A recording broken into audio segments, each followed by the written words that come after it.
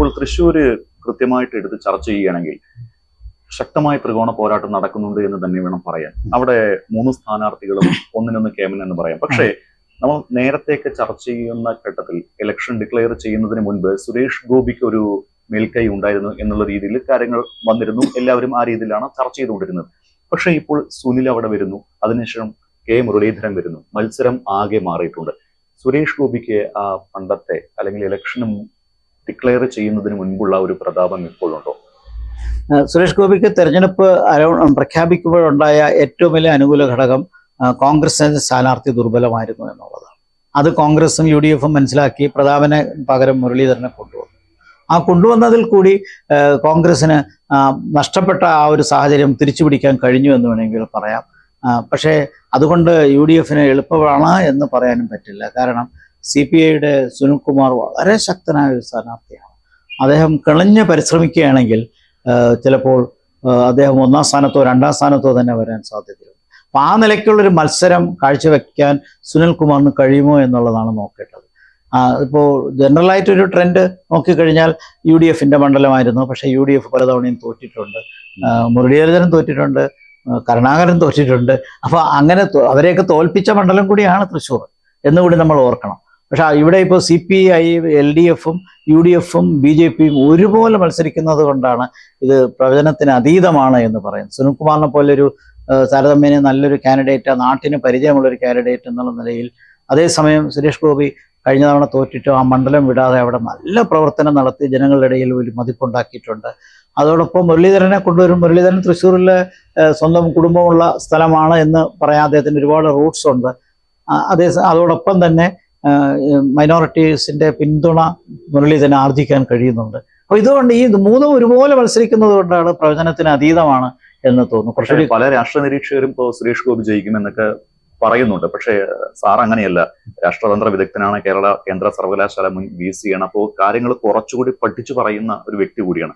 കൃത്യമായിട്ട് നോക്കുമ്പോൾ അവിടെ ഒരു സുനിൽകുമാറിന്റെ കടന്നുവരവോടുകൂടി ആളുകളുടെ ഒരു മനോഭാവം മാറിയിട്ടില്ലേ? സുനിൽകുമാർ ഒരു നല്ല മന്ത്രിയായിരുന്നു, ആളുകളുമായിട്ടും അവിടുത്തെ സഭയുമായിട്ടും നന്നായിട്ട് അടുപ്പം പുലർത്തുന്ന ഒരു വ്യക്തിയാണ്, ഇതുവരെ തോൽവി അറിഞ്ഞിട്ടില്ല. അങ്ങനെ കുറെ അനുകൂല ഘടകങ്ങളുണ്ട്. പിന്നെ സുനിൽകുമാറിന് വേണ്ടി ഒറ്റക്കെട്ടായിട്ട് ഇടതുപക്ഷം നിൽക്കുന്നുണ്ട്. ഇതൊക്കെ നോക്കുമ്പോൾ സാർ നേരത്തെ സൂചിപ്പിച്ചതുപോലെ ആഞ്ഞു പിടിച്ചു കഴിഞ്ഞാൽ സുനിൽകുമാറിന് വിജയം എളുപ്പമാണ് എന്ന് പറയാൻ പറ്റുമോ? മുരളീധരൻ എപ്പോഴും പ്രസ്താവന നടത്തുന്ന ഒരു കാര്യം BJP 3ാം സ്ഥാനത്ത് പോകുന്നതാണ്.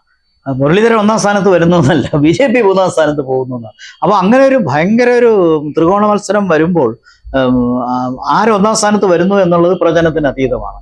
ആര് 2ാം സ്ഥാനത്ത് വരുന്നു എന്നുള്ളതും പ്രവചനത്തിന് അതീതമാണ്. കാരണം BJP 3ാം സ്ഥാനത്ത് പോകും എന്ന് വീണ്ടും പറയുമ്പോൾ അത് മുരളീധരന്റെ ആത്മവിശ്വാസത്തിന്റെ ഒരു കുറവല്ലേ പറയേണ്ടത്. അങ്ങനെ പറയുമ്പോൾ അത് നിയമത്ത് കണ്ട ഒരു കാഴ്ച അവിടെ ഉണ്ടാകും.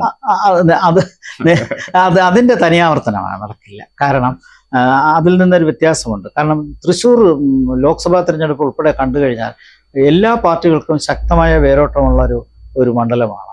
നേമത്ത് അങ്ങനെ ആയിരുന്നില്ല. നേമത്ത് കഴിഞ്ഞ തവണ ജനതാദൾ മുരളീധരൻ തോക്കുന്നതിന് മുമ്പുള്ള മണ്ഡലം ജനതാദൾ മത്സരിച്ച് വളരെ പുറകിലോട്ട് പോയൊരു കോൺസ്റ്റിറ്റ്യുവൻസിയാണ്.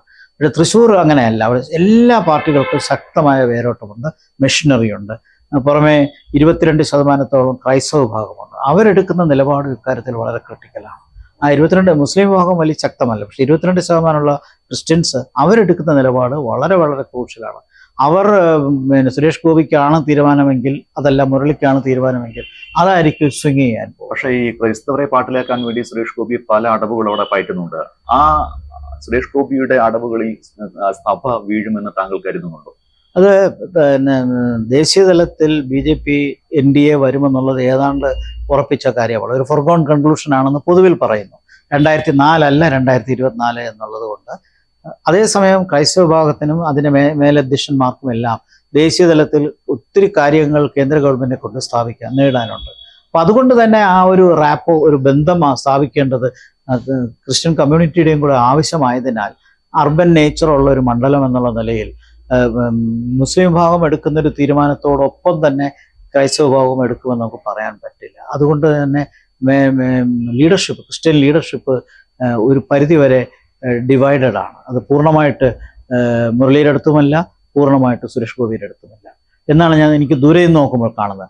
അടിയൊഴുക്കുകളുണ്ടോ എന്ന് ഇപ്പോൾ മനസ്സിലാക്കാൻ പറ്റില്ല. പക്ഷേ ക്രിസ്ത്യൻ കമ്മ്യൂണിറ്റിയുടെ ആറ്റിറ്റ്യൂഡാണ് ഇതിനകത്ത് സ്വിങ് ചെയ്യാൻ സാധ്യതയുള്ള, അവരെടുത്തുക്കുന്ന നിലപാടാണ്. അപ്പോൾ പ്രായോഗികവാദികളായി അവർ മാറുകയാണെങ്കിൽ അത് സുരേഷ് ഗോപിയുടെ പിന്തുണയ്ക്ക് വഴിതെളിയിക്കും. പക്ഷെ എന്തായാലും വളരെ നെക്ക് ടു നെക്ക് റേസ് ആണ് ഈ മൂന്നും പേരുടെ ഇടയിൽ കാണുന്നത്. പ്രത്യേകിച്ച് മുരളീധരനെ കൊണ്ടുവന്നപ്പോൾ കോൺഗ്രസിന് നഷ്ടപ്പെട്ട ആത്മവിശ്വാസം തിരിച്ചു നേടാൻ കഴിഞ്ഞു. പക്ഷേ സുനിൽകുമാർ ഒട്ടും പിറകിലല്ല എന്നുള്ള സാധ്യതയും മറുവശത്തുള്ളപ്പോൾ ഈ രണ്ടുപേരും ഒരുപോലെ വോട്ട് പിടിക്കുകയാണെങ്കിൽ സുരേഷ് ഗോപിക്ക് ജയിക്കാനും സാധ്യതയുണ്ട്. അങ്ങനെ നമ്മൾ കാണണം. രണ്ട് പ്രധാനപ്പെട്ട കണ്ടസ്റ്റൻസ് ഒരുപോലെ വോട്ട് പിടിച്ചു കഴിഞ്ഞാൽ സുരേഷ് ഗോപിക്ക് ഗുണം ചെയ്യും.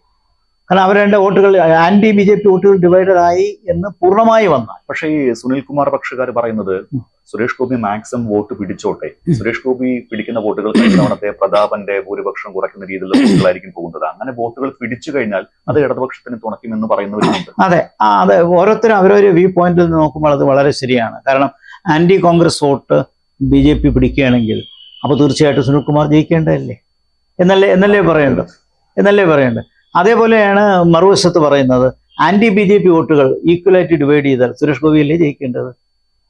അപ്പോൾ ഇങ്ങനെ നമ്മൾ ഈ നിലയിൽ കണ്ടു കഴിയുമ്പോൾ പിന്നെ മുരളീധരന്റെ സാഹചര്യം കുറച്ചൊന്ന് ബുദ്ധിമുട്ടിലാവുകയല്ലേ ആ സാഹചര്യത്തിൽ. അപ്പോൾ UDFന്റെ സ്ഥിതി അത്ര അനുകൂലമല്ല എന്നല്ലേ നമുക്ക് കാണേണ്ടത്. പക്ഷെ കേരളത്തിൽ തന്നെ മൊത്തത്തിലൊരു ഒഴുക്കുണ്ടെങ്കിൽ അതെങ്ങനെ ബാധിക്കുമെന്ന് പറയാൻ പറ്റില്ല. പക്ഷെ എന്നാലും LDFന് 2-3 സീറ്റുകൾ ഈ ലോക്സഭാ തെരഞ്ഞെടുപ്പിൽ കിട്ടുന്നതിൽ തൃശ്ശൂർ വന്നുകൂടാതെ ഇല്ല. ഏതായാലും ഏറ്റവും നല്ല മത്സരം നടക്കുന്നത് തൃശ്ശൂറും തിരുവനന്തപുരവും തന്നെയാണ്.